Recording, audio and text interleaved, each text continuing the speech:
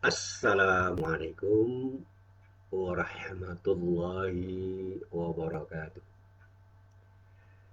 Alhamdulillahirabbil alamin wa bihi nasta'inu ala umurid dunya waddin.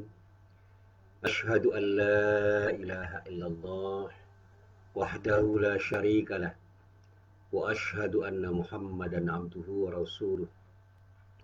Allahumma salli wa sallim ala nabiyyina Muhammad wa ala alihi wa sahbihi wa man wala. Amma ba'd. Para jamaah yang dari Allah, mari kita perbarui syahadat kita.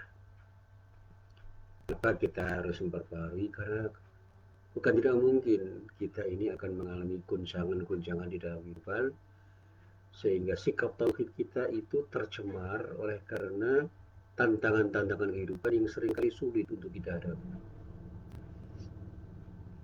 Salah satu yang seringkali membuat kita galau, gampang, resah, dan gelisah itu adalah problem atau masalah-masalah yang tiba-tiba terjadi yang pada saat kita menghadapi kita tidak siap untuk berhadapan karena semuanya serba mendadak dan seringkali kita kemudian kaget, terheran-heran.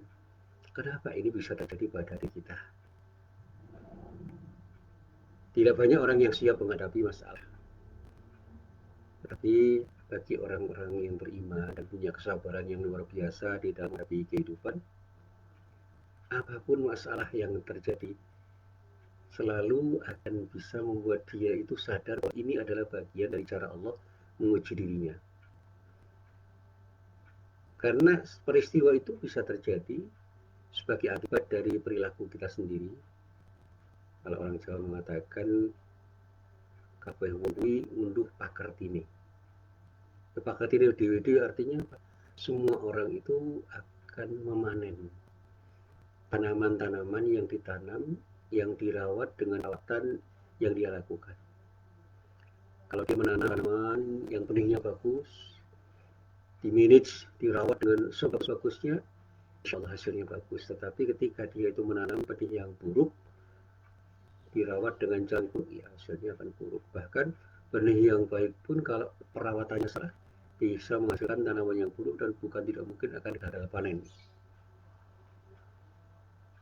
Nah, ini yang sering kali kita alami. Termasuk dalam situasi yang sekarang ini terjadi. Dalam situasi pandemik seperti ini, banyak orang yang tidak hanya resah, tidak ada kesah, bahkan panik untuk berhadapan dengan situasi yang serba tidak menentu ini. Sekarang kalau kita mau jujur, bertanya kepada diri kita sendiri, ada nggak perasaan takut, perasaan resah, gelisah, dan bahkan kekhawatiran yang berlebihan ketika kita berhadapan dengan apa yang disebut dengan COVID-19 atau COVID-19. Saya pribadi belum pernah melihat dan tidak begitu paham dengan apa yang disebut virus itu. Berkali-kali saya mencoba untuk mencari tahu dari tulisan-tulisan yang saya baca, dari penjelasan siapapun yang beri penjelasan pada saya belum menemukan sebuah kesimpulan yang pas, yang tepat untuk diri saya. Dan kemudian saya harus bersikap dengan apa yang saya simpulkan itu. Simpulkan di orang itu. Dan saya juga mengatakan pada diri saya, simpulkan, ayo simpulkan. Nah, ternyata simpulan-simpulan itu sampai sekarang juga belum menentu.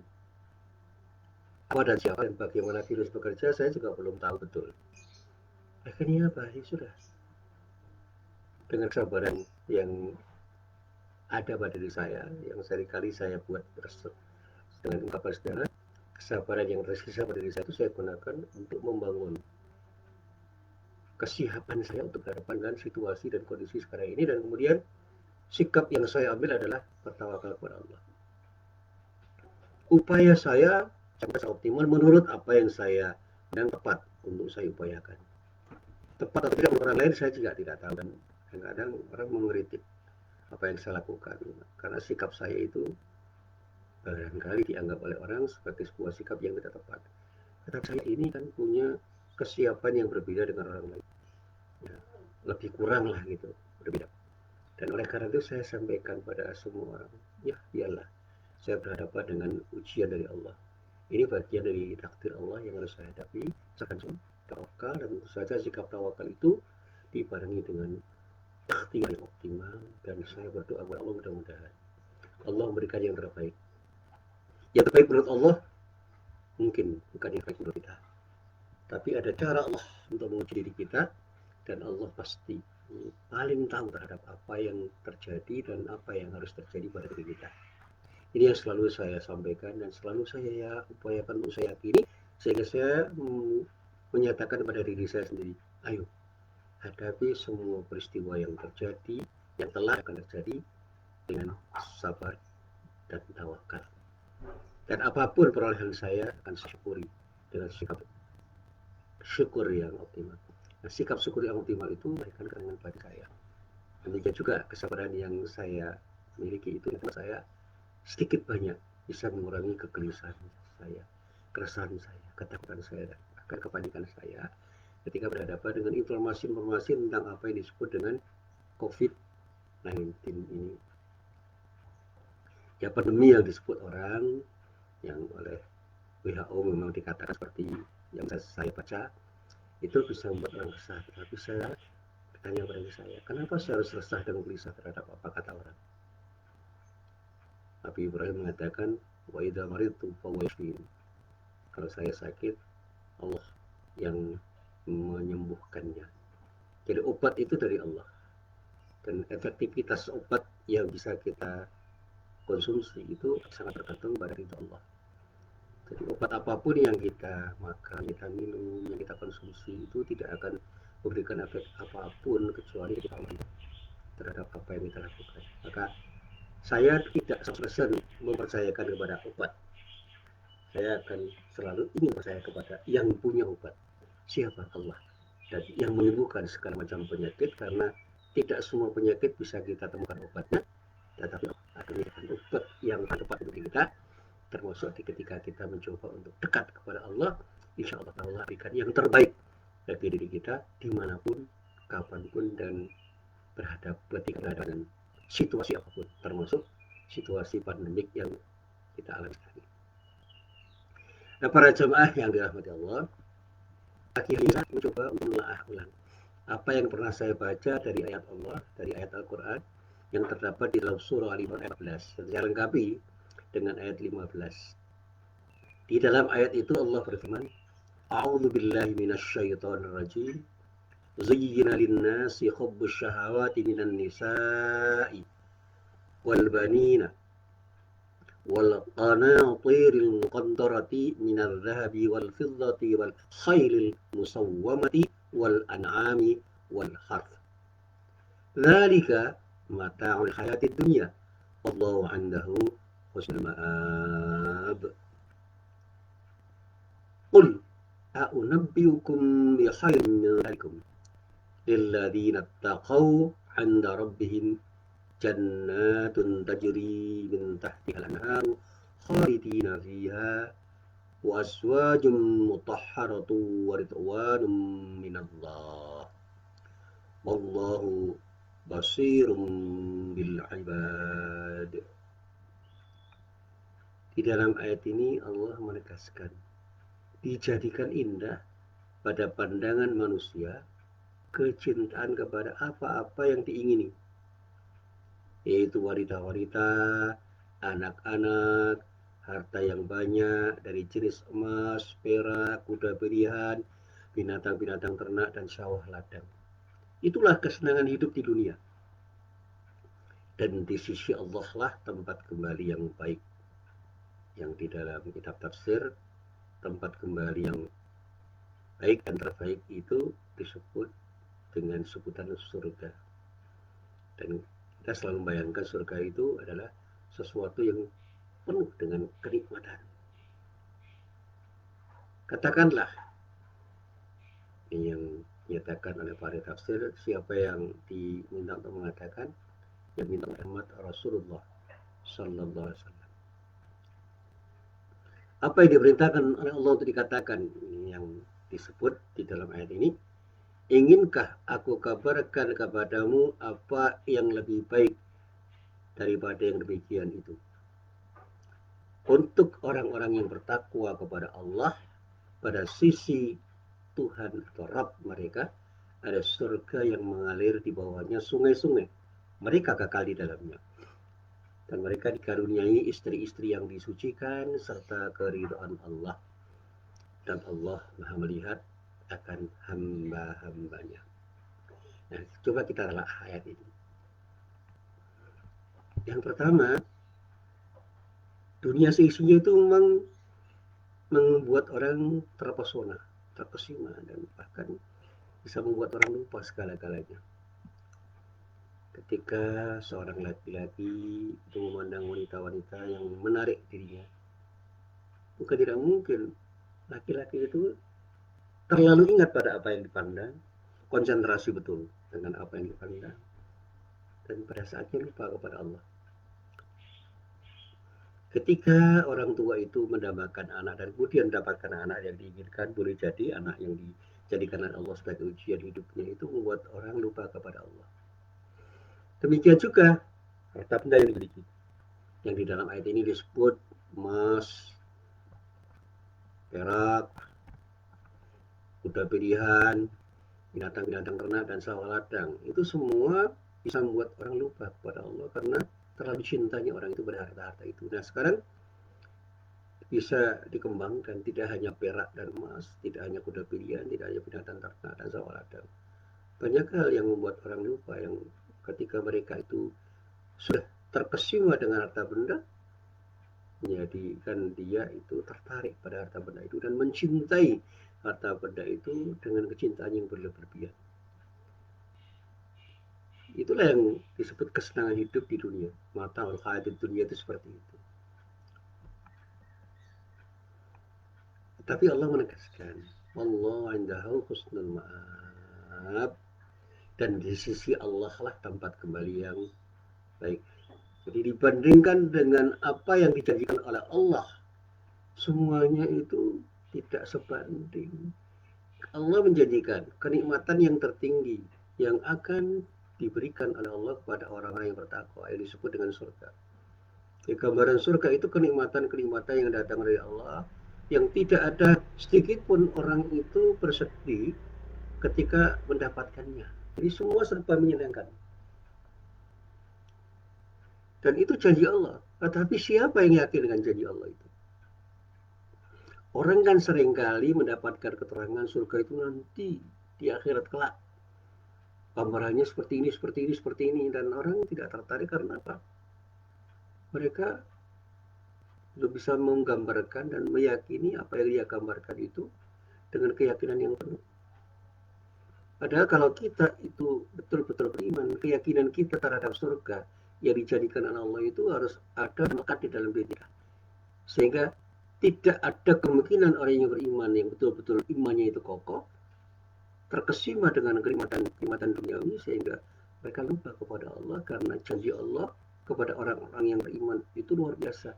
Ketika iman itu tumbuh subur menjadi amal soleh, dan sebagai akibat dari amal soleh yang tumbuh dari imannya itu, dia membangun ketakwaan dan terbangun ketakwaannya kepada Allah dengan sempurna, maka dia akan mendapatkan perolehan yang terbaik dari Allah.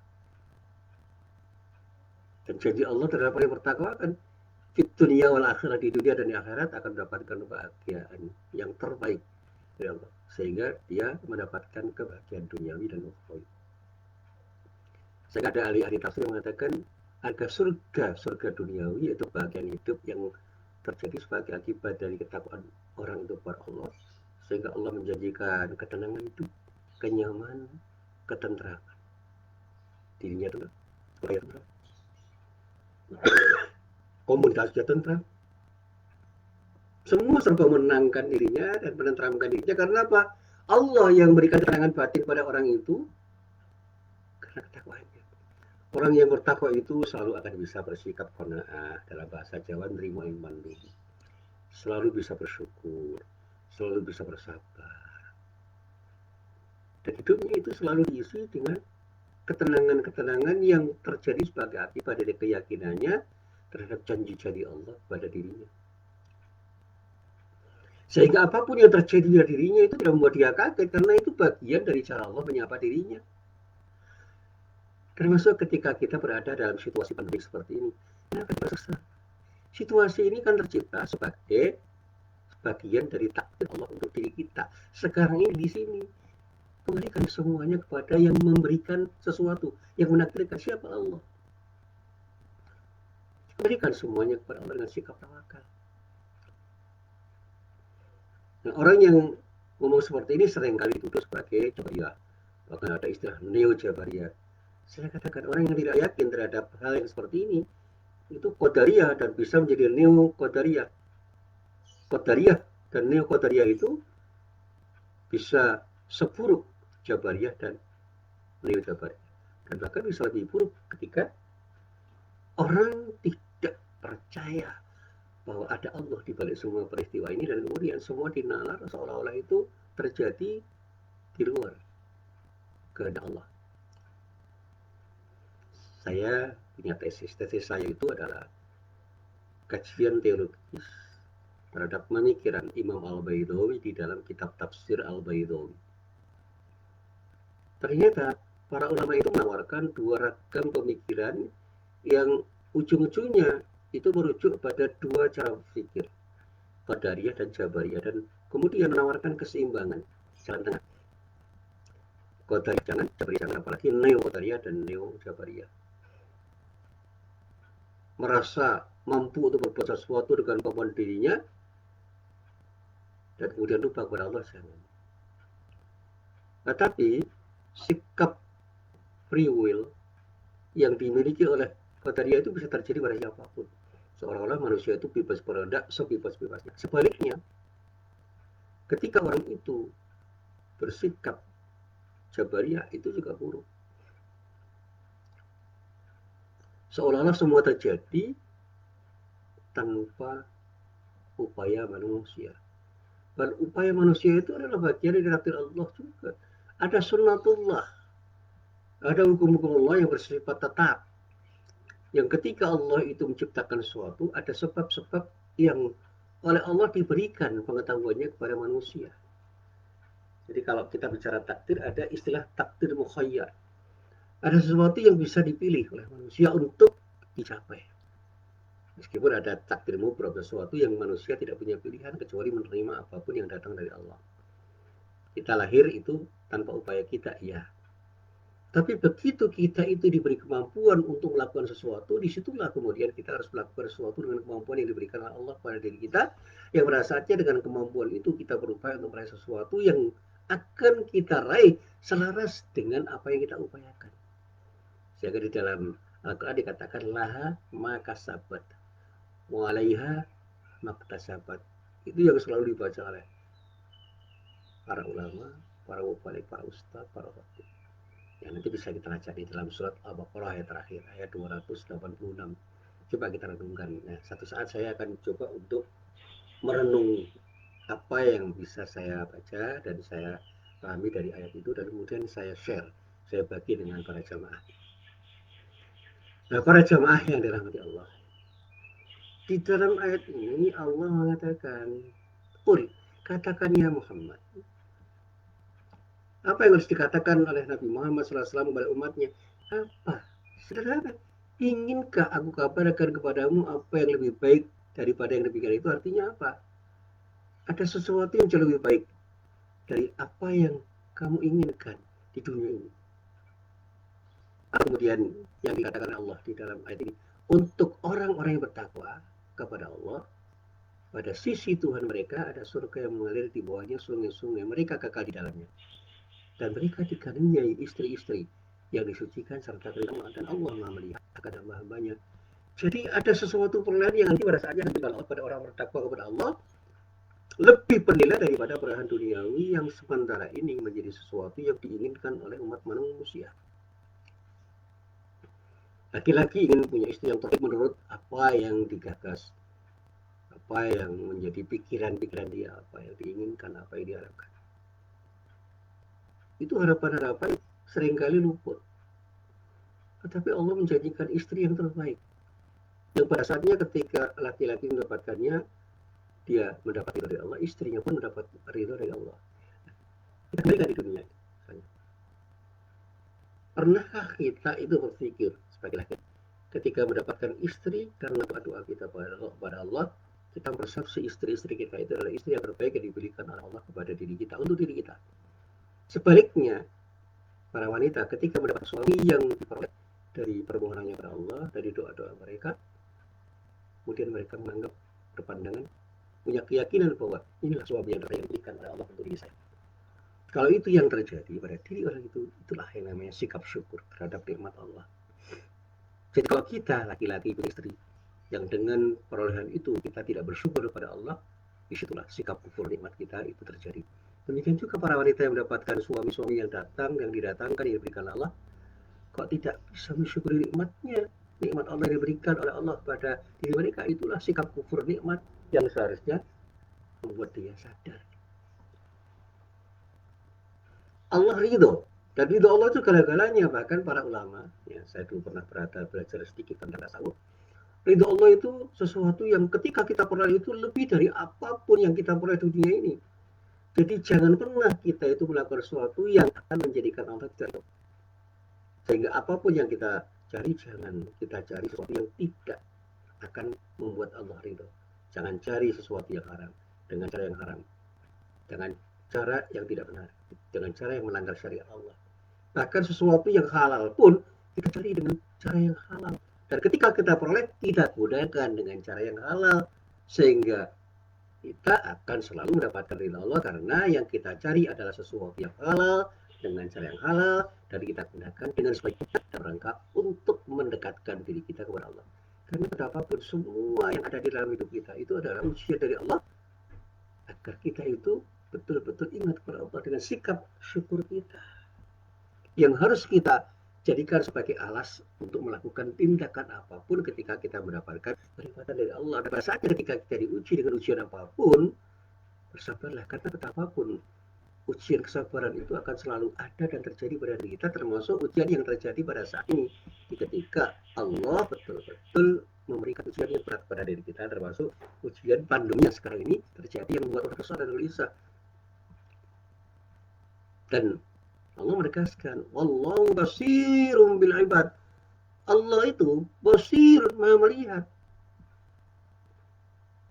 terhadap hamba-hambanya. Jadi apapun yang dikerjakan oleh hamba, Allah mau lihat.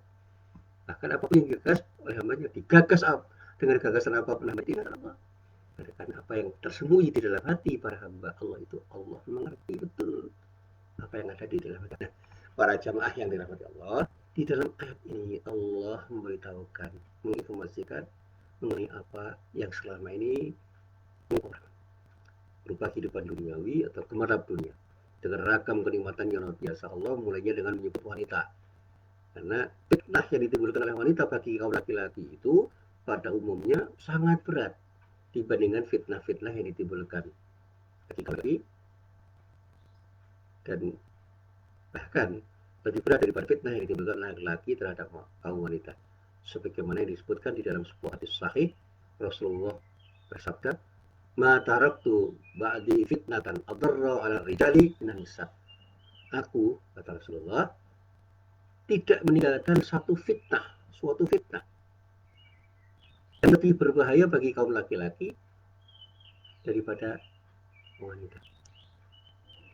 Jadi laki-laki yang kemudian lupa kepada Allah karena wanita itu ternyata sampai saat ini kan masih banyak.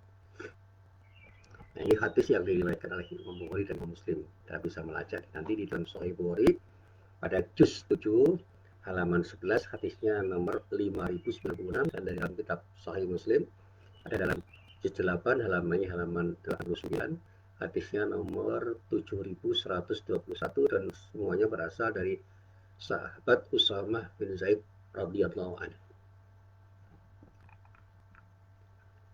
Sekali lagi, jika keinginan laki-laki terhadap wanita itu dimaksudkan untuk menjaga kesucian dan lahirnya banyak keturunan, maka dikatakan oleh para ulama yang demikian itu sangat diharapkan, dianjurkan, dan disunahkan.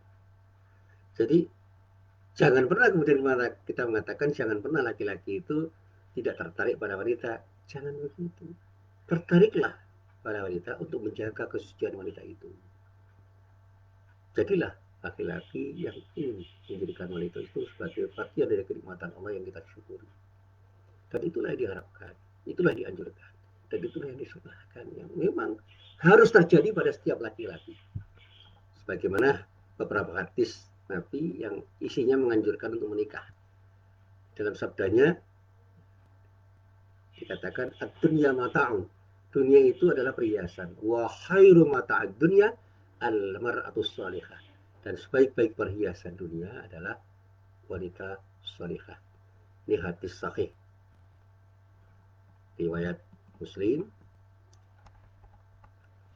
yang ada di dalam juz 4 halaman 178, hadisnya nomor 3716, dan bisa kita baca juga apa yang diriwayatkan oleh Ibnu Majah di dalam Sunan 60, hadisnya nomor 1855, dan semua berasal dari Abdullah bin Umar radhiyallahu anhu.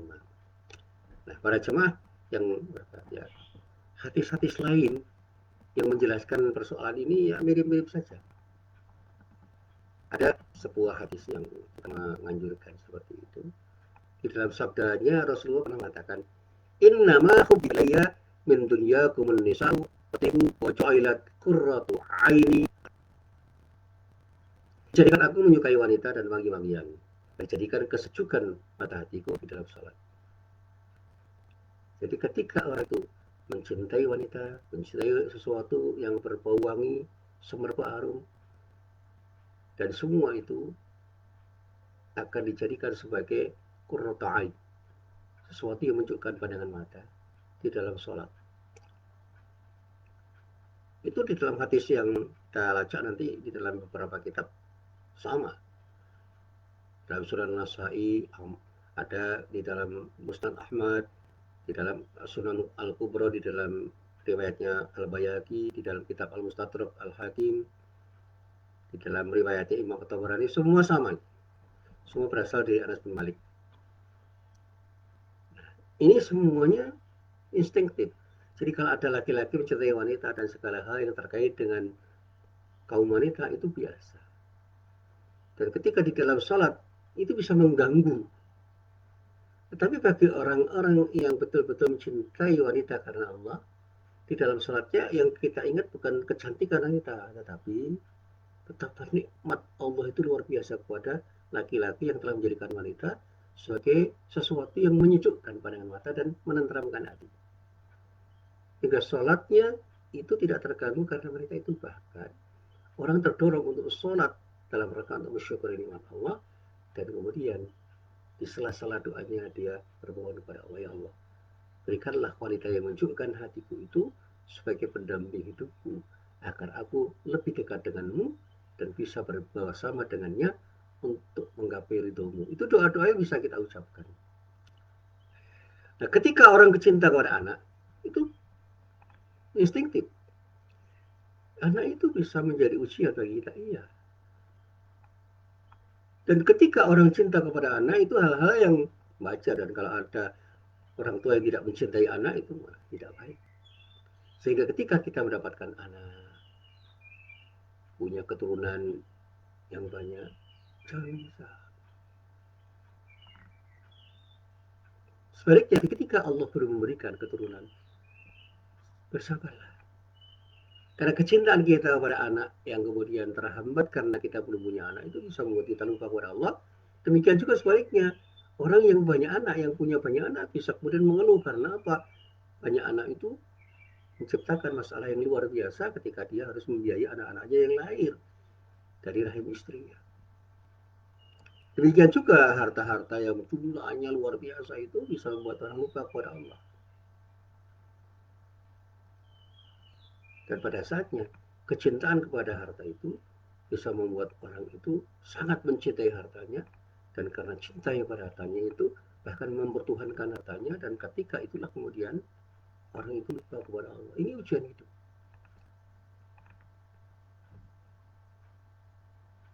Dan pada nasihat-nasihat yang bisa saya pahami dari para ulama, apa yang dikatakan harta yang membuat orang itu bisa lupa kepada Allah itu tidak akan menjadikan orang-orang yang beriman dan betul-betul beriman itu lupa kepada Allah. Karena apa? Harta itu titipan dari Allah dan harus kita kembalikan kepada Allah dengan cara yang memang dituntut oleh Allah. Syukurilah nikmat Allah berupa harta itu dengan banyak bersedekah. banyak berinfak, berzakat dengan baik dan benar. Sehingga semakin banyak harta yang kita miliki itu bukan berarti kita itu bisa berbahagia, kecuali ketika kita ingat pada siapa yang memberikan harta itu, sehingga naik kelas kita ketika kita dapat harta bukan karena kita itu bisa menyimpan harta yang banyak itu, tetapi sejauh mana kita punya kesadaran untuk mengembalikan harta itu dengan berinfak, dengan bersedekah, dengan zakat, dengan sebaik-baiknya menurut aturan Allah. Jadi kalau dalam bahasanya orang-orang yang beriman, bersedekah itu bukan mengurangi harta, tetapi akan menambah kenikmatan dari Allah. Kemudian kata Allah ridho terhadap apa yang dia lakukan sebagai akibat dari sikap syukur orang itu terhadap Allah, kepada Allah dengan harta yang diberikan oleh Allah kepada dirinya. Bahkan saya selalu mengatakan bahwa kenikmatan-kenikmatan yang berupa apapun, ya, yang disebut rezeki, itu tidak harus berupa duit, harta yang bersifat maliyah, artinya bersifat ekonomis atau sesuatu yang punya nilai ekonomi. Tidak. Ilmu yang kita miliki itu adalah sesuatu yang diberikan oleh Allah, yang diamanahkan oleh Allah untuk kita manfaatkan sebaik-baiknya dalam rangka untuk beribadah kepada Allah. Tetapi sering saya bertanya kepada diri saya sendiri, benarkah kita itu sudah bersyukur dengan ilmu yang diberikan Allah pada diri kita, sehingga semakin banyak ilmu yang diberikan oleh Allah pada diri kita, kita akan semakin dekat pada Allah dan semakin bersikap tawadhu, tidak sombong. Termasuk jabatan yang diamanahkan oleh Allah pada diri kita melalui perolehan-perolehan yang sifatnya manusiawi. Itu adalah ujian dari Allah yang harus kita jadikan sebagai alas untuk beribadah kepada Allah Subhanahu wa taala. Semakin tinggi jabatan kita, seharusnya kita semakin merunduk dan semakin punya sikap tawadhu kepada apa yang kita hadapi, dan pada saatnya kita selalu bersikap rendah hati pada siapapun, apalagi kepada Allah. Tersungkur untuk hanya ingin beribadah kepada Allah dengan perolehan jabatan yang kita miliki itu. Karena itu titipan dari Allah. Kekuatan fisik kita, kekuatan spiritual kita itu tidak terjadi tiba-tiba. Itu adalah bagian dari rezeki Allah yang diberikan Allah pada diri kita. Jangan sombong dengan apa yang kita miliki, karena itu titipan dari Allah yang harus kita berikan dengan sikap syukur kita. Nah, inilah yang selalu saya sampaikan pada para jamaah. Nah, hasil telah saya dari kitab tafsir At-Tabari yang nama aslinya adalah Jami'ul Bayan fi Ta'wil Quran, ya, Jami'ul Bayan fi Ta'wilil Quran, yang ditulis oleh Imam At-Tabari pada juz 6 halaman 262 dan seterusnya. Itu melahirkan pemahaman yang seperti apa yang saya sampaikan, yang kemudian bisa saya lengkapi, ya, dari tafsir Ibnu Katsir, ya, yang judul tafsirnya itu adalah Tafsirul Quran Al-Azim, juz 2 halaman 22 dan seterusnya. Semua kenikmatan dari Allah itu ujian bagi Allah, bagi diri kita dari Allah, dan harus kita syukuri. Jangan sampai dunia seisinya itu membuat kita lupa kepada Allah. Semakin banyak perolehan kita di dunia, seharusnya semakin kuat kita itu ingat kepada Allah, semakin kita bisa mendekatkan diri kita kepada Allah, semakin baik ibadah kita, dan muamalah kita pun terpandu karena ingat kepada Allah Subhanahu wa taala. Inilah apa yang bisa saya sampaikan. Kurang lebihnya saya mohon maaf. Billahi taufiq wal hidayah. Wassalamualaikum warahmatullahi wabarakatuh.